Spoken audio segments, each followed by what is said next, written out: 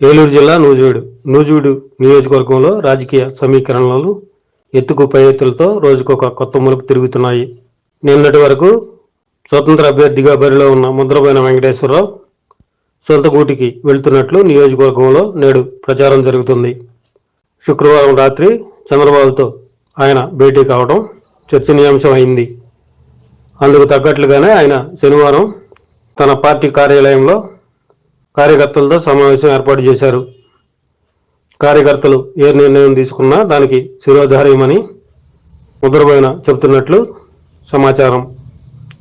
ఆయన ఏ నిర్ణయం తీసుకుంటారో, కార్యకర్తలు ఎటువైపు మొగ్గు చూపుతారో అన్న ఉత్కంఠతో నూజివీడు నియోజకవర్గ ప్రజలు ముద్రబోయిన వెంకటేశ్వరరావు అనుచరులు ఎదురు చూస్తున్నారు.